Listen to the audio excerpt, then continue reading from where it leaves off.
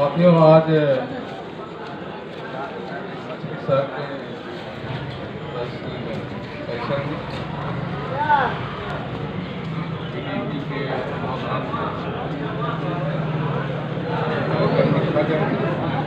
कार्यक्रम रखा गया। कार्यक्रम में आप सभी का हार्दिक स्वागत, अभिनंदन।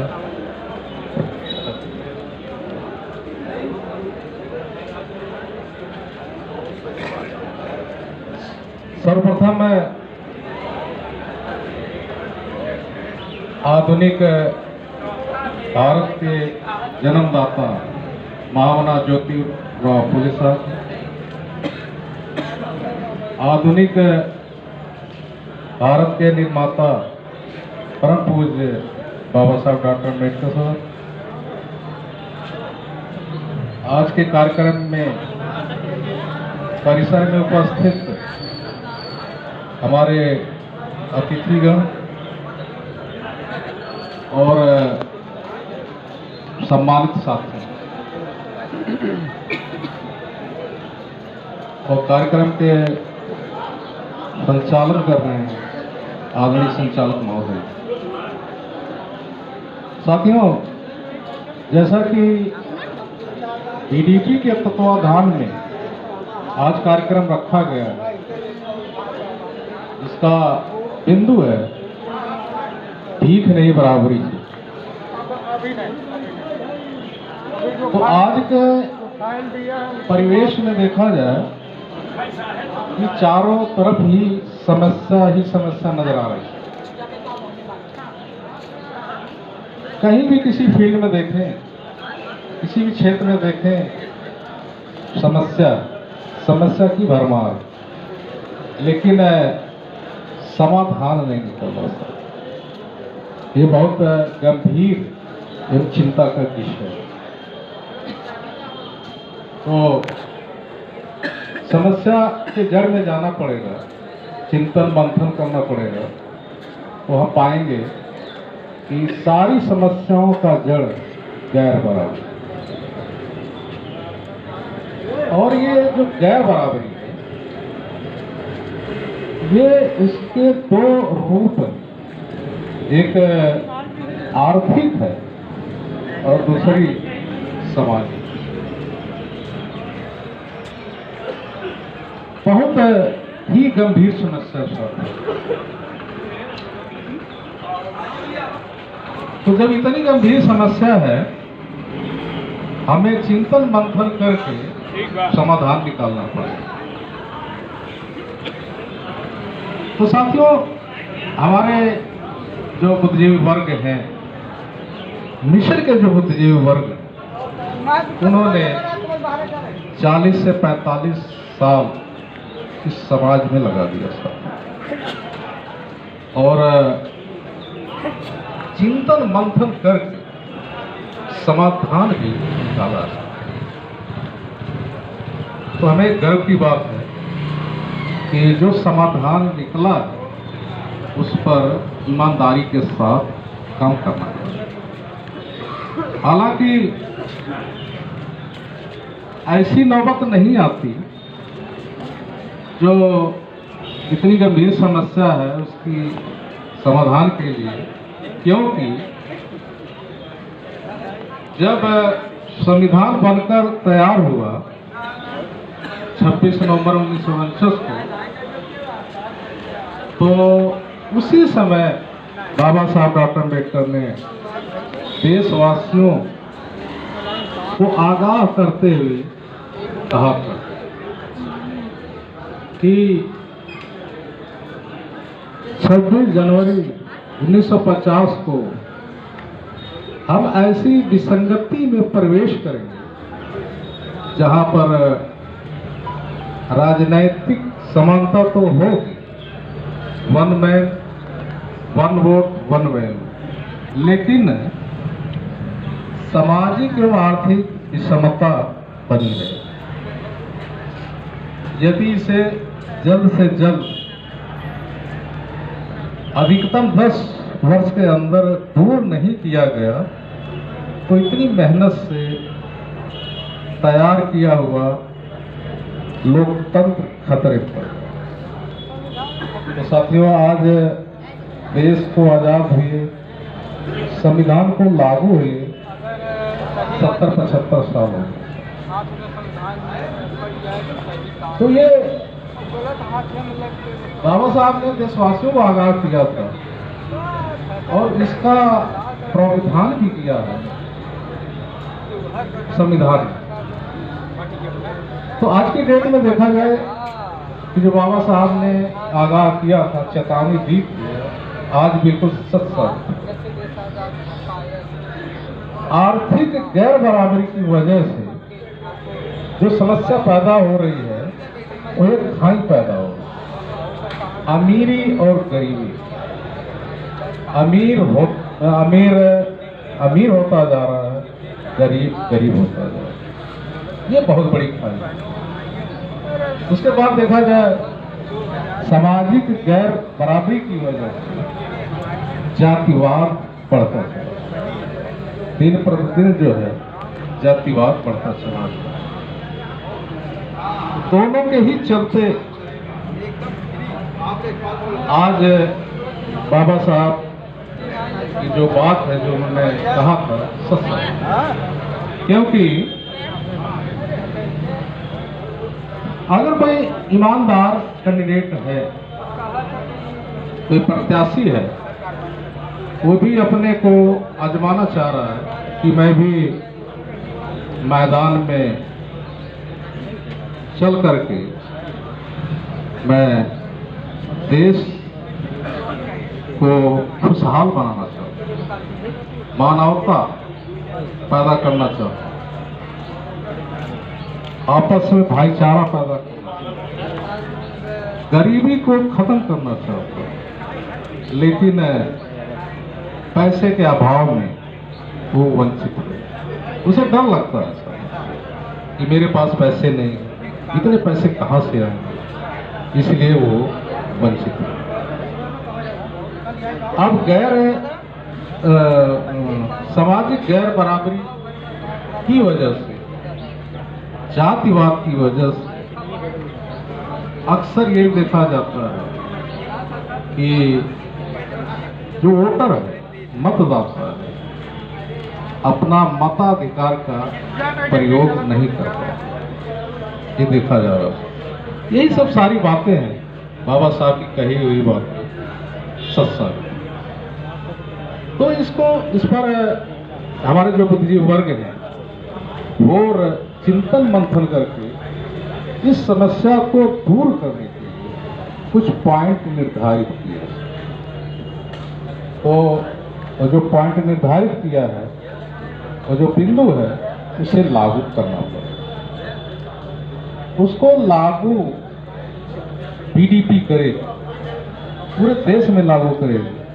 भारत राष्ट्र डेमोक्रेटिक पार्टी पूरे देश में उन बिंदुओं को लागू करेगी जिससे सामाजिक आर्थिक गैर बराबरी जड़ से खत्म हो। वो बिंदु है शिक्षा। शिक्षा जो है पूरे देश में फ्री लागू, फ्री शिक्षा हो और एक समान हो, अनिवार्य हो, और एक छत के नीचे का मतलब हॉस्टल शिक्षा होगी, जिसमें देश के प्रत्येक नागरिक के जो बच्चे 4 साल से 18 साल के जो हैं, किसी भी जाति, बिरादरी, धर्म, संप्रदाय, वर्ग, कम्युनिटी के हैं, वो सबके बच्चे उसी में पढ़ेंगे, वहीं रहेंगे, वहीं खाएंगे, वहीं पिएंगे, वहीं सोएंगे सब। तो इससे क्या होगा कि आपस में समानता की भावना पैदा हो, भाईचारा की भावना पैदा हो, जो जात पात है, सांप्रदायिक जो भावना है, वो खत्म हो जाएगी सब। इस प्रकार से ये जो शिक्षा है, मतलब सरकारी शिक्षा जो है, वो जात पात को खत्म करने में अपनी महत्वपूर्ण भूमिका निभाई। इस प्रकार से समान शिक्षा हो जाती है तो उससे जो है सामाजिक गैर बराबरी को खत्म करने में कारगर होता है। ये जो शिक्षा का बिंदु है। उसके बाद आता है स्वास्थ्य सेवा। स्वास्थ्य सेवा का मतलब हमारे देश के जो नागरिक हैं, अमीरी गरीबी की वजह से जो गरीब तबके के लोग हैं, पैसे के अभाव में वो अपना इलाज नहीं कर पाते, और जिनके पास पैसा है वो यहाँ की बात छोड़ दीजिए, वो अपना इलाज विदेशों में करते हैं। और जिनके पास पैसा नहीं है, 10 रुपए के गोली या कैप्सूल मैसर नहीं होता, वो बीमारी के अभाव में वो तड़प तड़प के मर जाते। इस प्रकार से यदि स्वास्थ्य सेवा कंपलसरी कर दिया जाए, एक समान कर दिया जाए, और एक समान कर दिया जाए और उच्च कोट की मतलब वो स्वास्थ्य सेवा हो, तो कहीं इधर उधर दूर जाने की जरूरत नहीं पड़ती। अपने नजदीकी गांव लेवल, ब्लॉक लेवल या डिस्ट्रिक्ट लेवल पर उच्च कोट की मतलब ये व्यवस्था कर दी जाए, स्वास्थ्य सेवा कर दी जाए, तो हम जो है भयंकर से भयंकर जो बीमारी है उसका इलाज हो जाएगा बिना पैसे। तो इस प्रकार से ये समान रूप से लागू अगर हो तब जाएगा ये ऐसा हो सकता है। इसके बाद आता है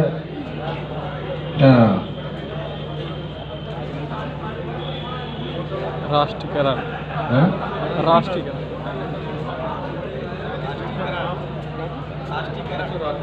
हाँ, इसके बाद आता है साथियों राष्ट्रीयकरण। तो देखा जाए कि संविधान में जो article 38 second class 39C class संविधान के जो भाग है, पार्ट है, 4th पार्ट है, directive principle of state policy, राज्य के नीति निर्देशक तत्व या सिद्धांत, उसमें सरकार की जिम्मेदारी दी गई है कि तो खास करके तो पॉइंट बहुत महत्वपूर्ण है सरकार के लिए, स्टेट गवर्नमेंट, कि हमारे देश में धन का या आमदनी का सेंट्रलाइजेशन नहीं होना चाहिए, कंसंट्रेशन नहीं होना चाहिए, एक जगह नहीं रहना चाहिए। अगर एक जगह है तो निश्चित रूप से ये किसी पूंजीपति के हाथ में होगा, तो इसके लिए मनाही करता है संविधान का जो आर्टिकल है कि धन का एक जगह नहीं होना चाहिए। तो अगर जितने भी आय के मतलब साधन है, उनका यदि राष्ट्रीयकरण कर दिया जाए, जैसे कल कारखाने, उद्योग धंधे, मठ मंदिर, आश्रम, अखाड़े, व्यापार, NGO इत्यादि का राष्ट्रीयकरण कर दिया जाए, तो वो धन सरकार के पास चला जाए, पूंजीपतियों के हाथ से सरकार के पास चला जाए। तो जब सरकार के पास जाएगा तो धन का समान रूप से वितरण होगा। उसमें सरकार को ये देखना है कि जो है एम्प्लॉयमेंट, रोजगार की व्यवस्था सरकार करेगी, और वो भी रोजगार सरकारी होगा। सर, जब सरकार के हाथ में धन आ जाएगा तो रोजगार सरकारी होगा, प्लस जो ये सर्विस है, जॉब है, वो भी सरकारी होगा। तो इससे जनता को लाभ मिलेगा, क्योंकि धन का जो स्रोत है, आय का स्रोत है, वो सरकारी हो जाएगा, गारंटेड हो जाएगा और भरोसेमंद हो जाएगा। तो इस प्रकार से हम ये कह सकते हैं कि राष्ट्रीयकरण करने से जो मतलब ये है, रोजगार सरकारी मिलेगा, प्लस सेवाएं जो सर्विस है, जॉब है, वो सरकारी, ये समस्या हमारी दूर हो जाए। उसके बाद आता है वो क्या बोलते हैं, भागीदारी, प्रतिनिधित्व। साथियों, हमारे देश में कम्युनिटी है, संप्रदाय है, जातियां हैं, वर्ग है, और हर विभाग में अगर देखा जाए तो इनका प्रतिनिधित्व नहीं, संख्या के आधार पर, जनसंख्या के आधार पर प्रतिनिधित्व नहीं है। इसलिए गैर बराबरी पैदा होती है। यदि सभी जाति, धर्म, वर्ग, संप्रदाय का प्रतिनिधित्व हो जाए, हर विभाग में ऊपर से नीचे हर जगह, तो निश्चित तौर पर बराबरी आ जाएगी। और बराबरी आ जाएगी तो भ्रष्टाचार भी खत्म हो जाएगा। इस प्रकार से ये जो मुद्दे हैं, हमारे विद्वानों ने गहन चिंतन मंथन करके निकाल कर लाया सर, उसे अमल करने की जरूरत। इससे क्या होगा, समाज का भला होगा, जनता का भला होगा, और प्रत्येक नागरिक का भला होगा, प्रत्येक नागरिक खुशहाल होगा, हमारा राष्ट्र विकसित होगा और खुशहाल होगा।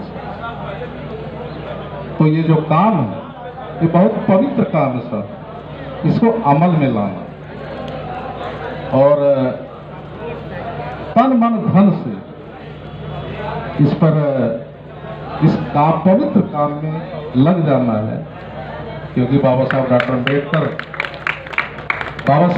अम्बेडकर का ये मिशन है, एक तरह से समाज के लिए, देश के लिए, देश को खुशहाल बनाने के लिए।